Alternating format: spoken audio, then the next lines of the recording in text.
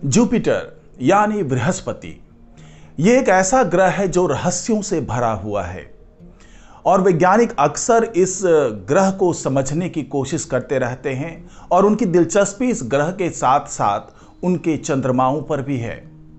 जी हाँ, जो बृहस्पति पे रोज नए चंद्रमाओं की खोज हो रही है, जिस तरीके से उसके चंद्रमाओं की संख्या लगातार बढ़ती जा रही है, अभी अगर फिलहाल की बात कर ले तो 92 से 95 चंद्रमाओं की बात होती है जो जुपिटर ग्रह पर अभी तक मिल चुके हैं।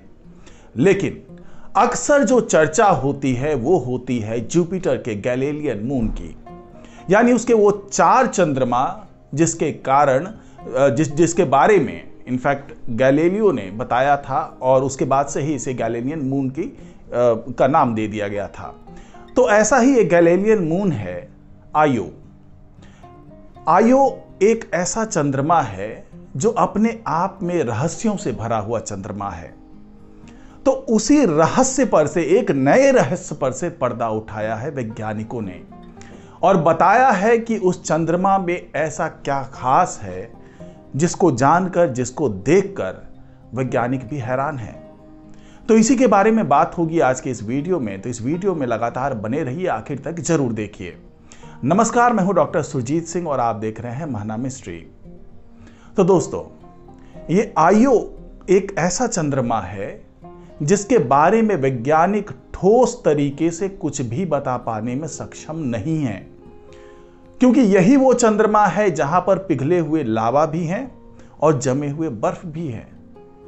अब सवाल ये उठता है कि आखिरकार इतनी डायवर्सिटी एक चंद्रमा पर कैसे हो सकता है कि कहीं आपको बर्फ देखने को मिले और कहीं पर आपको पिघला हुआ मैग्मा, लावा, ढेर सारे वोल्केनो, बहुत सक्रिय वोल्केनो, एक्टिव वोल्केनो आपको देखने को मिले। तो आखिरकार ऐसा क्या नया हुआ जिसको जानकर वैज्ञानिक हैरान हैं? तो आपको बता दूं कि वैज्ञानिकों ने इस आयो चंद्रमा पर एक द्वीप खोजा है। अब वो द्वीप कैसा है और वो द्वीप बना कैसे, इसके बारे में तमाम जानकारी मैं आपको दे रहा हूं। तो सबसे पहले ये समझ लेते हैं कि ये द्वीप अपने आप में खास क्यों है, क्योंकि वैज्ञानिक यहां पर ऐसा देख करके हैरान क्यों हैं। तो वैज्ञानिकों ने जो बताया वो अपने आप में हैरान करने वाला है। हालांकि इसको समझने से पहले थोड़ी सी जानकारी मैं आपको आयो के बारे में दे दूं कि आखिरकार ये रहस्य क्या है, इससे पहले ऐसी क्या चीजें हुई जिसने वैज्ञानिकों को इस पर रिसर्च करने के लिए मजबूर कर दिया। तो सबसे पहले तो ये समझ लें कि ये जो चंद्रमा है वो गैलीलियन मून जो है उसमें तीसरा सबसे बड़ा चंद्रमा है। इससे पहले यूरोपा की बात की थी मैंने, आपने वो वीडियो देखा होगा, अगर नहीं देखा है तो जाकर के जरूर देखिएगा। तो यूरोपा जिस तरीके से पूरी तरीके से बर्फ से ढका हुआ वो चंद्रमा है, उसके उलट आयो पर ढेर सारे वोल्केनो एक्टिव हैं। यहां पे ढेर सारे ज्वालामुखी एक्टिव हैं और वैज्ञानिकों ने जो उसकी वजह समझी कि आखिरकार ऐसा बदलाव कैसे हुआ है, इस तरीके का सरफेस कैसे है, क्योंकि एक तरफ यूरोपा तो बिल्कुल बर्फ से ढका हुआ चंद्रमा है और दूसरी तरफ आयो, वहां पे ज्वालामुखी काफी सक्रिय है। तो उसके बारे में वैज्ञानिकों ने बताया कि दरअसल ये एक तरीके से ग्रेविटेशनल टग ऑफ वार है, क्योंकि आयो जहां पे स्थित है वहां पर जुपिटर का ग्रेविटेशनल फोर्स उसको अपनी तरफ खींचता है, दूसरी तरफ यूरोपा अपनी तरफ खींचता है, तीसरी तरफ गायनामेड जो चंद्रमा है वो अपनी तरफ खींचता है। यानी कि ये 3 खगोलीय पिंड के बीच में टग ऑफ वार चल रहा है और चौथा खुद आयो है। तो ये टग ऑफ वार, जो ग्रेविटेशनल टग ऑफ वार है, वो इतना ज्यादा होता है कि इसकी सतह उसके कारण गर्म होती चली जाती है।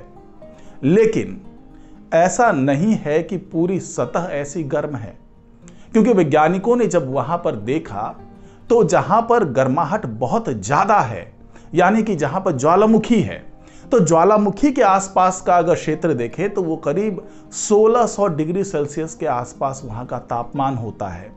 और वहां पे इवन जो पत्थर होते हैं, जो सॉलिड मटेरियल हो सकते हैं, वो भी पिघल करके तरल में कन्वर्ट हो चुके हैं, लिक्विड फॉर्म में कन्वर्ट हो चुके हैं और वो ग्रह से बाहर जाने की भी, मतलब एस्केप पॉइंट भी ढूंढते रहते हैं।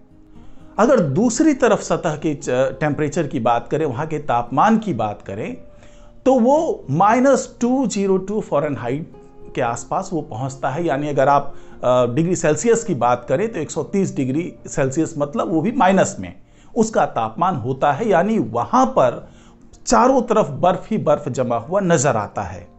लेकिन वो बर्फ कोई पानी का बर्फ नहीं होता है, बल्कि वो सल्फर डाइऑक्साइड से कन्वर्टेड जो होता है वो बर्फ ठोस तरीके से जमा हुआ होता है। और जो दूसरी तरफ है वहां सैकड़ों ज्वालामुखी धधक रहे हैं। तो वो जो वोल्केनो है वहां पर तापमान इतना ज्यादा होता है कि जो सल्फ्यूरस लिक्विड है वो कई 100 मील ऊपर प्लम की तरीके से, फव्वारे के तरीके से ऊपर पहुंच रहा होता है। तो अब आप अंदाजा लगा सकते हैं कि इतनी ज्यादा डायवर्सिटी है आयु पर कि एक तरफ ठोस बर्फ की चादर ढकी हुई है, तो दूसरी तरफ जो ठोस चीजें हैं, जो चट्टानें हैं, वो भी पिघलकर लिक्विड बन चुकी है। तो अब सवाल ये उठता है कि वैज्ञानिकों ने इस तमाम जो सतह है, सतह के ऊपर ऐसा क्या देखा जिसने उन्हें हैरान कर दिया। तो वैज्ञानिकों ने जो मैग्मा के बड़े बड़े झील बने हुए हैं, जो तरल, जिसको मैं बता रहा हूं आपको, जो वोल्केनो के आसपास बिल्कुल लिक्विड फॉर्म में सल्फर डाइऑक्साइड मौजूद है, जो लिक्विड फॉर्म में जो वहां पे तमाम चीजें पिघल चुकी है, जो मैग्मा की शक्ल में वहां पर मौजूद है, उसके बीच में एक टापू देखा। अब यह हैरान करने वाली बात यह है कि इतनी गर्मी के बीच में भी कोई चीज ऐसी कैसे तैयार हो सकती है कि वो ठोस तरीके से इतनी गर्माहट के बीच में मौजूद है, जबकि बाकी चीजें पिघल चुकी है।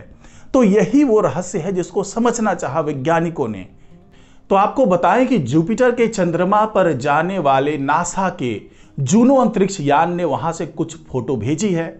तो जूनो को वहां पहाड़, लावा, ज्वालामुखी और इन दोनों के बीच एक द्वीप जैसा कुछ प्रतिबिंब दिखा है।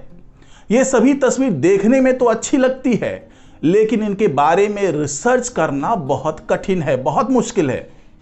और नासा के जेट प्रोपल्सन लेबोरेटरी की प्रेस रिलीज में वैज्ञानिकों ने कहा है कि आयो बस ज्वालामुखियों से भरा पड़ा है और हमने उनमें से कुछ में हलचल होते देखा है। उनका कहना था कि जो तस्वीरें हमें मिली हैं उसमें गर्म लावा से भरी संभावित मैग्मा झील है। इसके बीच में द्वीपों का दिखना बहुत ही अद्भुत है। हमारे उपकरणों द्वारा झील के रिकॉर्ड किए गए स्पेक्युलर प्रतिबिंब से पता चलता है कि आयो की सतह के कुछ हिस्से कांच की तरह चिकने हैं, जो पृथ्वी पर ज्वालामुखीय रूप से निर्मित ऑब्सीडियन ग्लास की याद दिलाते हैं। आपको बता दें कि नासा के जूनो अंतरिक्ष यान ने जुपिटर के चंद्रमा की 2 उड़ानें भरी थी, पहली दिसंबर 2023 में और दूसरी फरवरी 2024 में।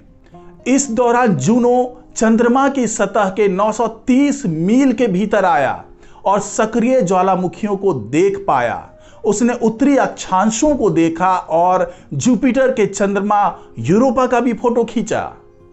अब इस द्वीप को देखने के बाद वैज्ञानिक एक बार फिर अपने जूनो मिशन को उस पर फोकस करने में जुटे हुए हैं कि आखिरकार ये द्वीप उस जगह निर्मित कैसे हुआ, क्योंकि ये अपने आप में हैरान करने वाली बात थी। जब जूनो मिशन से फोटो मिला इन्हें, तो अब उन्हें लग रहा है कि ये रहस्य जो है द्वीप बनने का, जो मैग्मा झील के बीचों बीच बना हुआ है, तो आखिरकार ये वहां स्थिर कैसे है।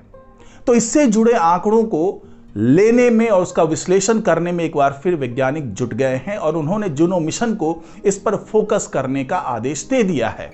और जल्दी ही वैज्ञानिकों ने जैसा बताया कि जल्दी ही इससे कुछ और आंकड़े उन्हें मिलेंगे और उसके आधार पर ये समझ पाएंगे कि आखिरकार ये द्वीप वहां पर स्थिर कैसे है, वो क्यों नहीं पिघल रहा है। तो ऐसी ही तमाम जानकारी आपको महना मिस्ट्री पर मिलती रहती है। तो महना मिस्ट्री चैनल पर अगर आप पहली बार आए हैं तो इसको सब्सक्राइब जरूर करें। तो आज की रिपोर्ट में फिलहाल इतना ही। नमस्कार।